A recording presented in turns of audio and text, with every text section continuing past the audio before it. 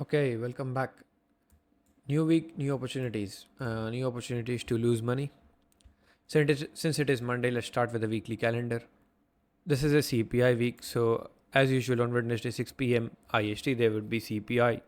After that we have CAD's interest rate and FOMC meeting minutes. Quite a packed Wednesday. Followed by we have interest rate for Euro, PPI for US, and then we have Friday, last day, we have GDP for GBP. It is important for us because we trade Euro GBP, right? So it is quite important for us. Lastly, we have consumer sentiment. Usually, I don't give too much value or attention to this event, but since it is happening on Friday evening, it can sort of disrupt the market. It is mostly used to disrupt the market at this point in time. You'll observe if when you see it. Okay, you see it repeatedly happening. So let's start with the setups. Crypto, we are looking to go long, and a simple reason for the long is the market structure on the M30. And why do we have an entry there? So as you can see, this is Saturday, this is Sunday. Both, not both, but they have made a higher high. So once the weekend lows start to get taken, and that's where we want to enter because that is, I believe that is where liquidity is. Okay, mostly that is where liquidity is because once the Sunday low starts to get taken or gets taken, people expect the other weekend low also to get taken and even probably the Friday low, which is where I think the buy order step in and swoop the price, take it to the upside. It is a setup, a logic based setup that I've been using on crypto and it works. Okay, the weekend lows, they do not get reversed. Like it or not, a lot of people use their logic, which is very, very obvious, right? Weekend lows, they can get reversed. Low volume, low print can get reversed. They don't. Okay, they don't.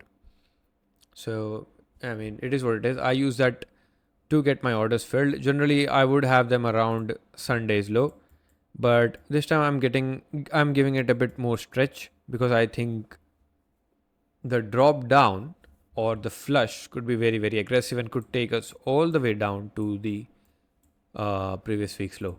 Yeah, so that's the logic behind the Ethereum order. Same logic has been put into the BTC order. And on BTC, if the last month's high gets taken first, then I'll cancel the order. Quite simple. Okay, because that's our target, and if that gets taken, then I don't think it's worth it, or it's worth the risk to keep a buy order in near the local lows because these are local lows. Once the anchor of that range, well, I'm expecting it to be a range. So if once the anchor high gets taken, I doubt the market would stop somewhere down there. It would then directly come back to probably take out these lows. I mean, I could be wrong, and the market could just head over and make higher highs after that. But so far, I'm going with the assumption that uh, the market's gonna probably reverse after it takes out that high. Okay, that's my assumption. Hence, that is one of the reasons why I've added an alert there. Okay, if that gets hit, that's get hit. Wow, that gets hit, I'll cancel my buy orders. Right. Moving on to currencies. Now let's go over metals first. Right. Looks like I might get a fill. So again, rinse and repeat on metals. We have a clean break and hold above the last week's high, and that is a good enough reason for us to go for a long order targeting the next fib level because it has not been hit in this case, or rather this time around. We are expecting the provisional low of the week to get taken. Okay, why, don't ask me, I'm just going with the feel of it. I believe once the provisional low, or if the provisional low of the week gets taken, that would be a signal to most short traders to go short. And yes, this time they could be correct because again, it is probably their 100th time shorting gold. And yeah, this time they could be correct and the market could reverse and go down lower. But that is the maximum point of liquidity. Once that low gets taken, a lot of aggressive shorts would step in. And at that point, I believe the market could go and hit our target. It reverses after that. It will be it would be really funny and comical. And yeah, that's about it for metals. Again, it's the same thing we did last week. Why are we doing it again? Because long until you're wrong, right? Long until you're wrong. Honestly, I don't trust the setup this time that much, but if it has triggered, then as a trader, it is your duty to take that. Otherwise, there's no point in investing so heavily into your setups and analysis.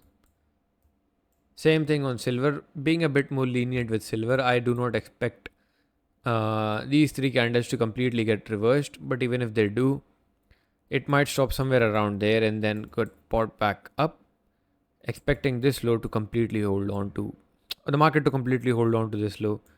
Because once that starts to get taken, maybe there's a high probability that we start to reverse below this monthly fib level. I think that's a extension. No, that's not an extension. That's the last month's high. So again, that's one of the reasons why I expect this low to hold. Because once it starts to get taken, I expect the market to then reverse and maybe go below the last month's low as well. At that point in time, we are too far off from where we wanted to go long, so it is pointless to move your stops below that area. Again, I could be completely wrong, but uh, time and time again, I've seen this kind of logic work. So we'll just go with it. We have nothing on oil. DAX, yes. So DAX has made a higher high after making a higher high there. Okay, I would call it a high high because there are two candles down there, and yeah, that's the high low. Well, doesn't look like it, but I think it is a higher low. So we have that high that created the low there, which is actually a local lower low. Then we have an attempt into the high, a high low, and a high high, high low, high high. So yes, I am looking to go long on DAX. Most preferably, I would want to go long tomorrow. Tomorrow London Open is when I would want to go long on DAX. Depending upon what kind of a price action we have upon the London Open, I would want to go long. Let me show you why. No, oh no, not this one. Because in London Open, see, these are the things that happen in London Open, okay? So up until Tokyo is fine. Tokyo high gets taken there, low gets broken, and once the London opens, you get a confirmation, right? You get a second confirmation there that the market has indeed made a lower low, and then you can go short. Generally, London low tends to present you with highs and lows, which you can use as your stops, right? In this case, I do not currently see a high or a low that I can use as my stop. At the maximum, what I can expect the price to do is come into these highs and then, hold on and expect the low of the week to hold so that we can target this high or we can target that high up there. I would personally want to close in there because there are three scenarios on DAX. What are the three scenarios? So there are two scenarios where the market can go down. The first one is just after this, right? Low, higher high, lower low, lower high, lower low, low high, lower low. Okay. Then we have another scenario which is where it could just keep on grinding up, grinding up. Once it is above there, it is convinced pretty much everybody that it wants to go up and create a new higher high. Bam, reversal. And you are stuck. Every long in there or any long that's opened above that high, stuck. Their stop's probably going to get taken. Again, being a catalyst to the market just going completely down. So these are the two scenarios for shorts. I don't think any of them plays out because the market conditions are again bullish. The H4 market is definitely bullish. Don't see how this can just come, reverse here. It can obviously, but I don't see how and why. For a long scenario, we wanted simple triggers, right? Higher high, higher low, higher high. It has done it. So buy any pullback towards the weekly open. Expect the low of the previous week to hold. I think we actually ended up moving our level. Wow. So there it is. So expect the low of the week to hold. Why not, right? Definitely. Expect the low of the week to hold. Target that high. 2.4 hour trade. Nothing fancy, but quite logical in my opinion. So yeah, done with DAX. Don't have any clue about the US indices. Gold and silver we already went over. I know the setups look quite lackluster, but it is what it is. My system has given a trigger. I am going to execute the trade. That is all I do. Moving on to, we're done with crypto, we're done with metals and indices. Let's move on to currencies. There's one special thing I wanted to show you, if anybody is even watching this, or rather, if anybody even watches my videos. So, this is what I wanted to show. Monthly triple swing. So, what is a triple swing? So, you have a high which you use as your reference. Next month, that high gets taken, and next month to that, the previous monthly high also gets taken. So you can do this on the weekly as well. This is the monthly, so to me this has quite a lot of weightage. You can do it on the monthly, you can do it on the weekly. Daily, not a big fan of daily. They do play out, but not a very big fan of daily. That's an asterisk. And anything below that, right? Anything below daily, not worth it. So that's a triple swing. In a triple swing, what happens is once the high gets taken, right? In the third month, once the second month's high gets taken, it tends to travel to the mid range of the previous month. So it can be better shown on the charts. So in this case, that is our reference high. Then February is our reference high. March is where the February high gets taken, and April is where the March high gets taken. Okay. So once the March's high has been taken, we expect the market to travel to April's mid range. That is why we have plotted April high, April low, and April mid range. So once that high gets taken, we expect the price to travel to the mid range. And that's all the triple swing is. If I wanted to show you an example, I can use this. Should we have two in there? So you have that high getting taken, and once that high gets taken, we have the market traveling to the mid range very aggressively. In this case, even ends up taking out the previous month's low, and that reference month's low as well. In this case, very subtle high sweep, then a high sweep, and then ends up traveling to the mid range. Not all the way to the mid range, but does travel to the mid range. So you'll see these working. Let me show you another example. Where's another example? I saw it. No, you cannot. You cannot use this one, right? You cannot use this one because you have a close below that previous month's high. So you cannot use this one. You can definitely use this one. This is what I was searching for. So market's traveling up. There's the low gets taken. There's the low that gets taken. Very subtle, and then big sweep of the low travels to the upside and then keeps going up.